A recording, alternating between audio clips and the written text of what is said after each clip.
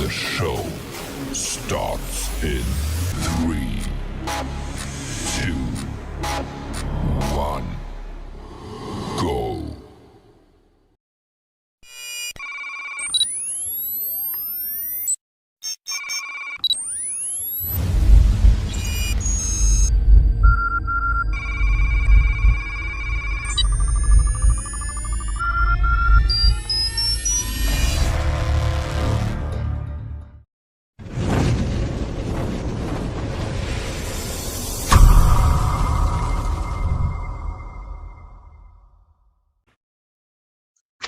नमस्कार, शुभ संध्या।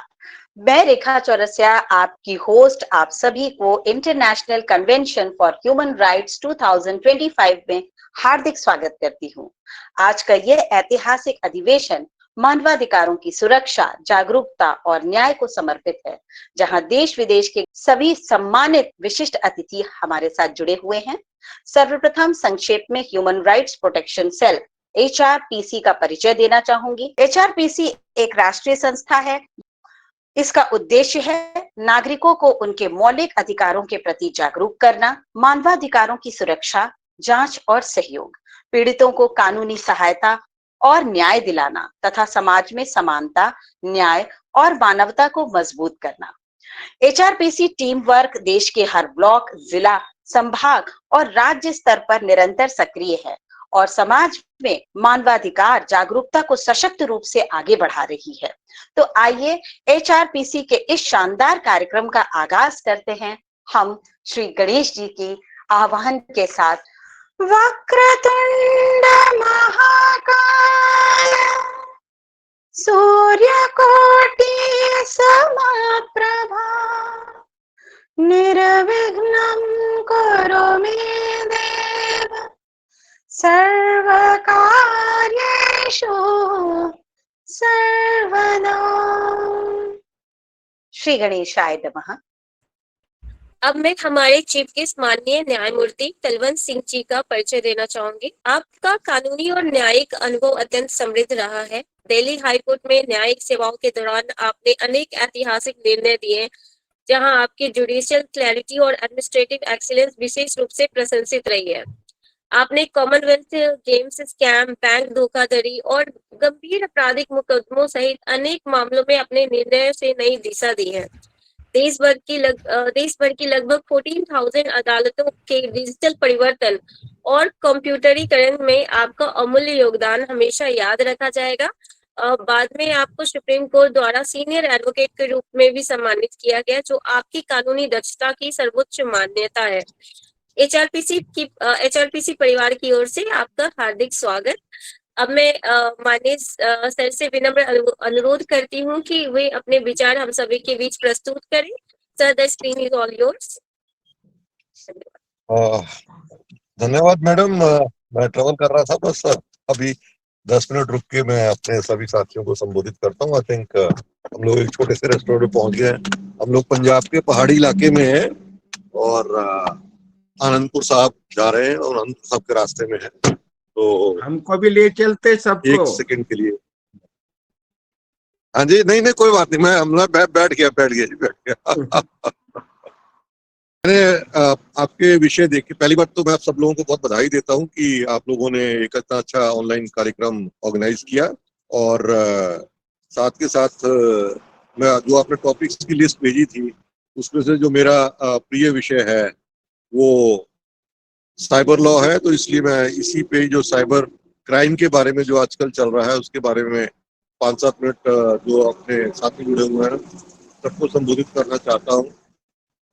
देखिए, आज के टाइम में हर आदमी मोबाइल फोन, लैपटॉप और कंप्यूटर, इंटरनेट ये हमारी लाइफ का हिस्सा बन चुके हैं। कोई भी आदमी ये नहीं कह सकता कि जी ये मैं इनके बिना जिंदा रह सकता हूँ।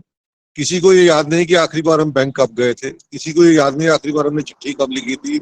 ईमेल, व्हाट्सएप, आपका ऑनलाइन बैंकिंग, ये सब हमारी लाइफ का हिस्सा बन चुके हैं। लेकिन जहां तक प्रिकॉशन लेने की बात है, हम लोग कोई प्रिकॉशन नहीं लेते। आज एक बड़ा कह लीजिए कि वेलकम डिसीजन आया है, आप सबने पढ़ा होगा ऑस्ट्रेलिया में 16 साल से छोटे बच्चों का सोशल मीडिया अकाउंट गवर्नमेंट ने बंद कर दिए हैं। हमारे यहाँ तो 5 साल का बच्चा, 7 साल का बच्चा, 10 साल का बच्चा वो भी अपने सोशल मीडिया अकाउंट चलाता है, फेसबुक चलाता है, वो अपना क्या कहते हैं इंस्टाग्राम चलाता है। इन लोगों को पता ही नहीं कि साइबर सिक्योरिटी नाम की चीज क्या है। यही बच्चे जो है बाद में फिर साइबर बुलिंग और बाकी जो ऐसे सारे अपराध हैं उनके शिकार होते हैं। हमारे यहाँ साइबर एजुकेशन की बड़ी कोशिश सब लोग कर रहे हैं, सरकार कर रही है, प्राइवेट ऑर्गेनाइजेशंस कर रही है, और मैं एचआरपीसी को भी अनुरोध करूंगा कि साइबर प्रिकॉशंस जो लेने चाहिए, ओटीपी शेयर नहीं करना चाहिए। बैंक हर मैसेज में आपको बताता है, लेकिन लोग फिर भी अपना ओटीपी शेयर करते हैं। बैंक अकाउंट से लोगों को हर रोज करोड़ों रुपए का नुकसान हो रहा है। लोगों के अकाउंट में, खातों में से पैसे जा रहे हैं और उसके बाद में रिकवर करना आसान नहीं है। और अगर आप सरकार मान लिया 1930 पे आप कंप्लेंट करें, उसको ब्लॉक भी कर देते तो रिलीज कराना आसान नहीं है, वो बड़ा मुश्किल है। तो इन सब चीजों को देखते हुए मेरे ख्याल में आज के टाइम पे ह्यूमन राइट्स के साथ साथ आपको ये जो आपका साइबर एजुकेशन है, साइबर प्रिकॉशंस की जो आपकी स्टेप्स हैं वो भी आपको बताने चाहिए। इसके साथ साथ सभी लोगों को जागरूक करना चाहिए, ऑनलाइन ऑफलाइन जिस भी मीडियम से आप लोगों को बता सके कि छोटे छोटे स्टेप्स है। आपको ओटीपी नहीं बताना, नहीं बताना। आपको कभी भी कोई लिंक भेजता है, आजकल एक नया काम शुरू हो गया, वो आपको शादी का कार्ड भेजते हैं, आप उस कार्ड के लिंक पे क्लिक कीजिए, आपका पूरा मोबाइल का डाटा उनके पास चले जाएगा, आपके बैंक अकाउंट का डिटेल्स उनके पास चले जाएंगी और बिना आपसे ओटीपी मांगे वो आपका बैंक अकाउंट जो है साइबर क्रिमिनल्स ऑपरेट कर सकते हैं। पहले एक टाइम पे बिहार में झारखंड में राधर एक जामतारा नाम की जगह थी, वो इस काम के लिए मशहूर थी। अब पूरा नू का इलाका, ये राजस्थान और हरियाणा का इलाका है, वो पूरा इन्वॉल्व है। और जितना साउथ ईस्ट एशिया के कंट्रीज है, छोटे छोटे कंट्रीज है, म्यांमार है, कंबोडिया है, वहां पर साइबर स्लेव नाम की एक चीज है। वो हिंदुस्तान से लोगों को बुलाते हैं नौकरी के नाम पर, उनसे बैठ के लोगों के अकाउंट हैक करवाते हैं और लोगों के अकाउंटों में से पैसा निकालते हैं। पुराना जमाना था, आप किसी को रिवॉल्वर दिखा के धमका के पैसे वसूल करते थे। आजकल ये नया तरीका है कि कहीं जाने की जरूरत नहीं, सिर्फ आप ऑनलाइन किसी बंदे को कनेक्ट करके आप उसके खाते में से पैसा निकाल सकते हैं। आज के टाइम में साइबर क्राइम जो है दुनिया का सबसे बड़ा क्राइम बन चुका है। ये ड्रग ट्रेड से ही बड़ा ट्रेड है। ह्यूमन ट्रेड, ड्रग ट्रेड, ये नंबर 2 नंबर 3 पे चले गए हैं। साइबर क्राइम जो है वो नंबर 1 पे है पूरे वर्ल्ड के अंदर। और दुनिया के जो बेस्ट ब्रेन्स है वो लोगों के खिलाफ और देशों के खिलाफ साइबर क्राइम करने में लगे हैं।